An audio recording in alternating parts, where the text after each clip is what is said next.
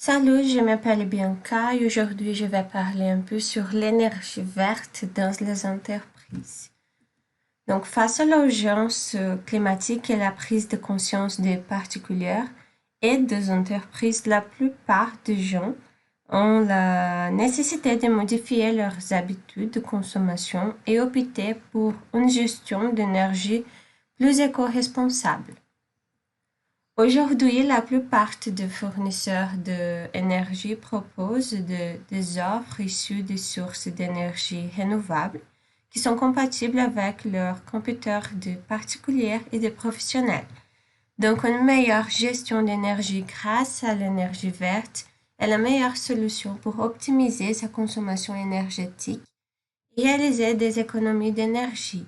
Ici, ce sont quelques entreprises ont des actions qui aident la planète, une question plus écologique qu'ils ont mise dans leur entreprise, par exemple l'Ambev, Smig, L'Oréal, Natura. Il y a plusieurs d'autres et aussi des entreprises qui sont un peu plus petites, pas seulement des entreprises qui sont très nombreuses en collaborateurs ou qui sont vraiment populaires. Donc l'énergie verte, c'est l'énergie pour produire à partir de sources d'énergie renouvelables comme l'énergie hydraulique, l'éolienne, l'énergie solaire, l'énergie géothermique et d'autres types d'énergie qui ne sont pas beaucoup utilisés pour la population. Parce qu'il y a aussi l'énergie de la biomasse. Et on parle d'énergie verte lorsqu'on désigne une énergie produite à partir des sources d'énergie renouvelables, mais aussi d'une combinaison de chaleur et d'électricité qui augmente l'efficacité énergétique.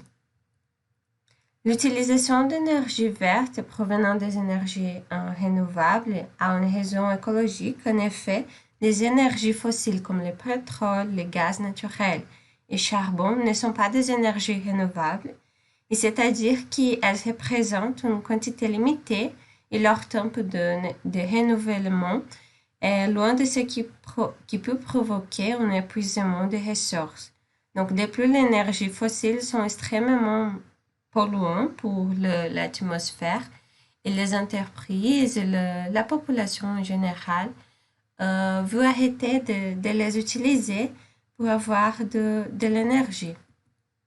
Au contraire de l'exploitation, de l'utilisation des énergies renouvelables, l'engendrement d'aucune émission directe de CO2 et permettent de contribuer à la lutte contre le réchauffement climatique, qui c'est un problème que nous ayons dans notre planète. Il y a beaucoup de temps déjà, beaucoup des années ça c'est une affaire beaucoup discutée.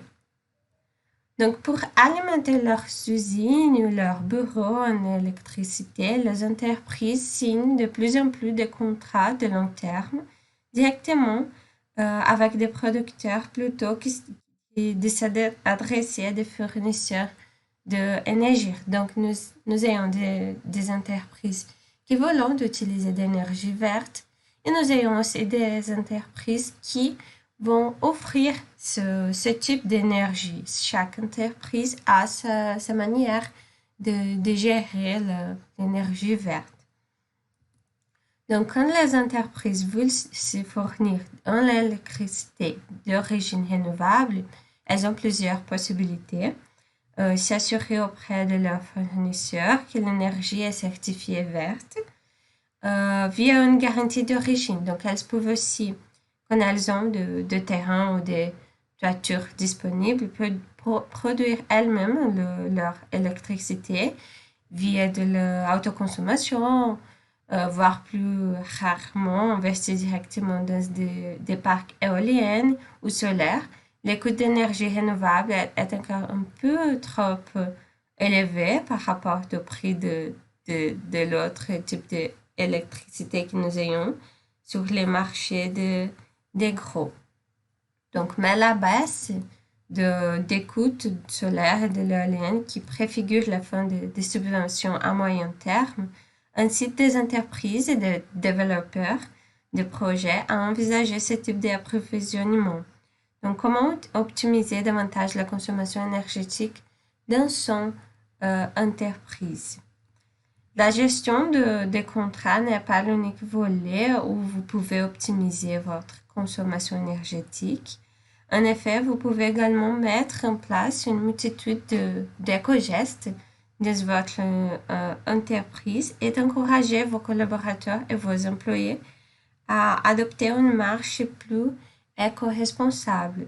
Donc, il faut adopter l'énergie éco-sustentable en ayant un fournisseur qui a cette manière de travailler, de fournir l'électricité. Mais il faut aussi parler avec ses propres collaborateurs pour essayer quelques gestes dans le quotidien de l'entreprise qui vont aider à réduire la consommation d'énergie aussi. Par exemple, on pourrait remplacer les vieux appareils électriques par des modèles qui sont moins énergétiques.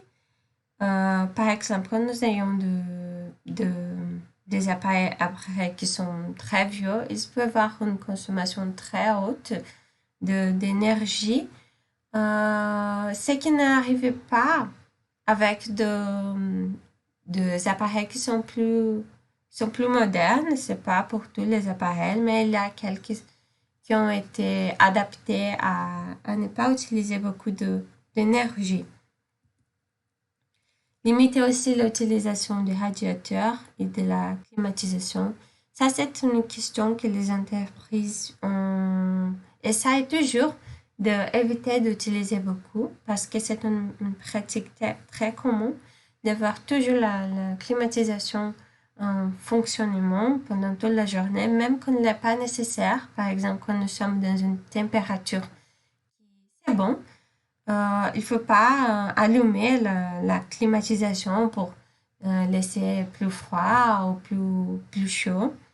Il faut éviter aussi de l'utiliser seulement en cas un peu plus extrême.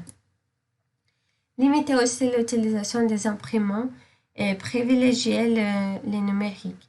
Les imprimants, elles étaient beaucoup plus utilisées avant parce que c'était un moyen que nous avions de mettre quelque chose sur notre ordinateur, quelques informations, un document aussi. Et pour avoir dans nos propres mains, on utilisait les imprimants parce que des clients et aussi des autres entreprises acceptaient seulement en papier physique et pas le numérique. Mais aujourd'hui, avec la modernisation, la question numérique est plus facile d'utiliser et plus intéressante aussi.